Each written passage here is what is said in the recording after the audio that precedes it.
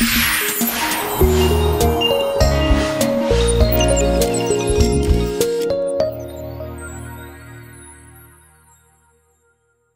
va falloir trouver des solutions pour l'arrivée de François Fillon, pour que Rachida Dati ne soit pas considérée comme quelqu'un que l'on passe pour profit et perte, d'une manière qui est d'ailleurs une manière très contestable.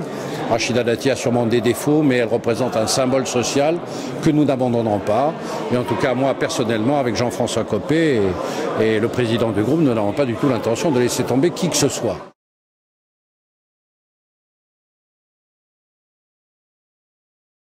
D'abord une modification profonde de la fédération qui est sur un système très fermé, qui est un système, je dirais, post-chiracien qui ne s'est pas ouvert.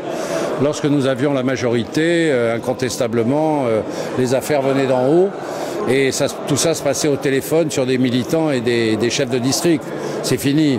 Pour gagner Paris, il faut s'ouvrir au nouveau Paris, c'est-à-dire à des gens qui veulent parler, à des sympathisants. Il ne faut plus faire une stratégie RPR ou UMP.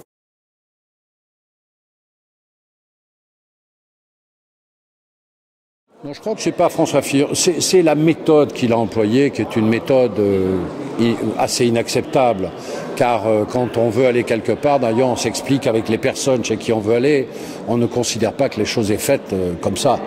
Non, il y a là une méthode qui a été employée, un moment aussi qui n'était pas favorable. À la veille de l'élection présidentielle, aller dans une circonscription facile, c'est quand même un geste à l'égard du président de la République qui n'est pas un geste favorable. D'ailleurs, il lui a dit lui-même, car on a l'impression quand même que François Fillon a été se mettre à l'abri. Et franchement, dans une bataille, quand le général se met à l'abri, c'est pas bon signe pour les troupes qui suivent.